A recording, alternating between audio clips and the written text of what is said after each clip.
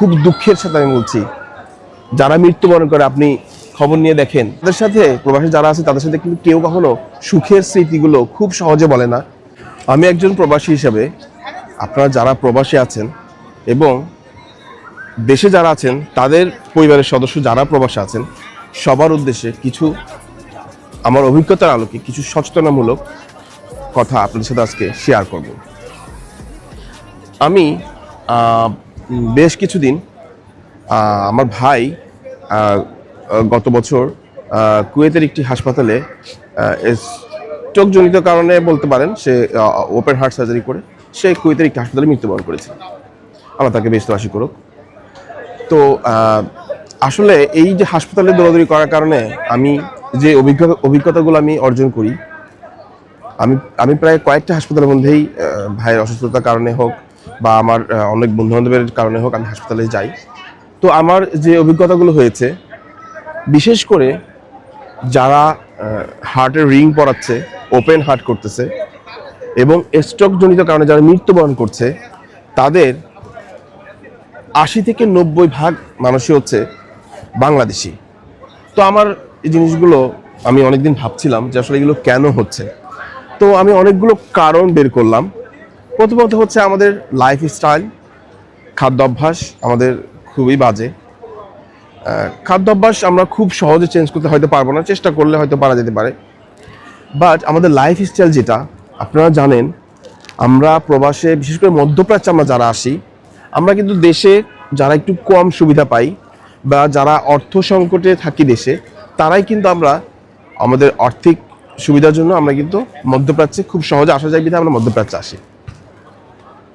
আসার পরে হয় কি, আমরা মধ্যপ্রাচ্যে যারা আসি তারা দেখা যাচ্ছে আমরা চাকরি করি, বেশিরভাগ হচ্ছে যে শ্রমিক। হ্যাঁ, আমরা বিভিন্ন জায়গায় লেবারের কাজ করি, ওয়ার্কারের কাজ করি, এ ধরনের কাজ করি।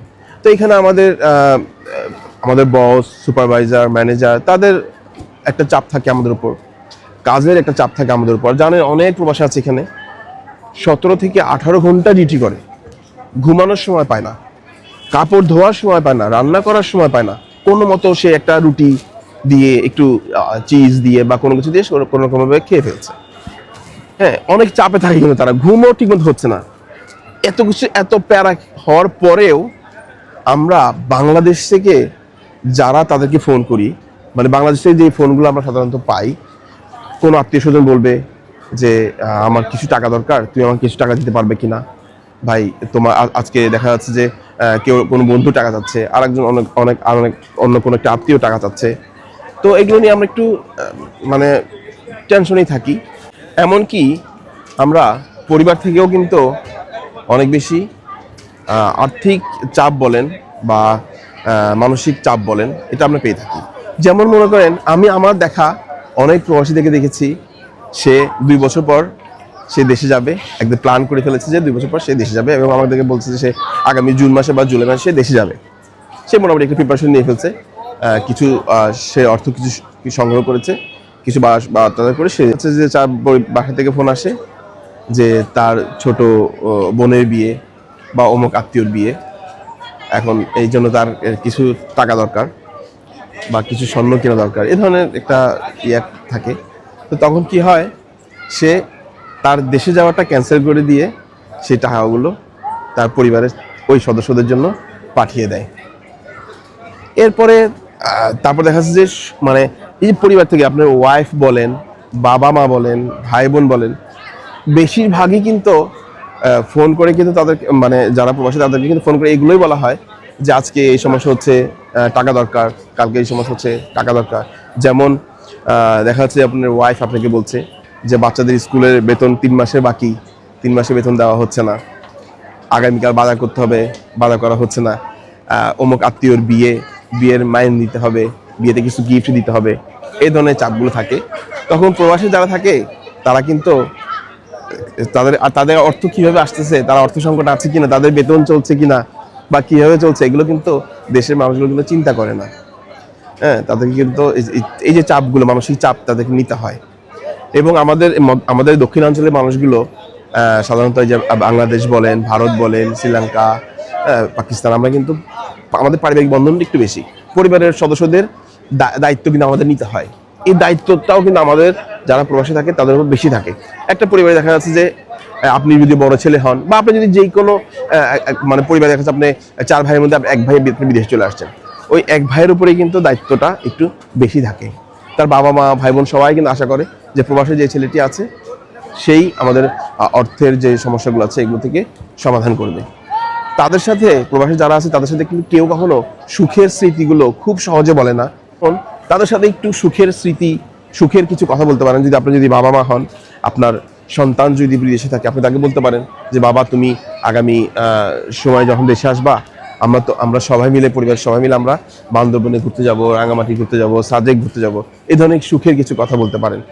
তোমার ছেলে আজকে খুব ভালো রেজাল্ট করেছে, তোমার ভাই আজকে এই ভালো কাজটুকু করেছে, আজকে আমি এই ভালো কাজটুকু করেছি, তোমার কারণে আজকে আমরা এই জায়গাটাতে এসেছি, তুমি যে জায়গাটা নিয়েছিলা সেই জায়গাটা আজকে রেজিস্ট্রি হয়েছে, সেই জায়গাটাতে আমরা কাজ মানে সুখের কিছু কথা, ভালো কিছু স্মৃতি তাদেরকে দিতে পারেন, ভালো কিছু আশা তাদেরকে দিতে পারেন। প্রবাসে যারা আছে সহজে কিন্তু টাকা আসে না, টাকা ইনকাম করতে কিন্তু কষ্ট করতে হয়, অনেক অনেক চাপ কিন্তু আমাদের নিতে হয়। তারপর আবার দেশ থেকে যদি আরও চাপ থাকে তাহলে কিন্তু সে খুব টেনশনে পড়ে যাবে, মানসিক চাপে পড়ে যাবে। তখন সে কিন্তু এই যে আমাদের আমরা যেই জিনিসটা, যেই টপিক নিয়ে আমি শুরু করেছিলাম, যে স্ট্রোক করে, হার্ট ব্লক হয়ে যায়, এই যে অনেকগুলো সমস্যা, মানে খাদ্য অভ্যাস, আমাদের লাইফস্টাইল, মানসিক চাপ, দেশের থেকে চাপ, এবং আমার সুখের কোনো খবর আমরা পাই না, আমরা সবসময় দুঃখের খবরই পাই, অভাবের খবর পাই, কষ্টের খবরগুলোই আমরা সবসময় পাই। তো এই কারণে আমরা এই জিনিসগুলো নিতে পারি না প্রবাসীরা যারা আছি। এই কারণে বেশিরভাগ প্রবাসীরা কিন্তু অসুস্থ হয়ে পড়ে খুব অল্প বয়সে, এবং অসুস্থ হয়ে হাসপাতালে থাকে, মৃত্যুবরণ করে।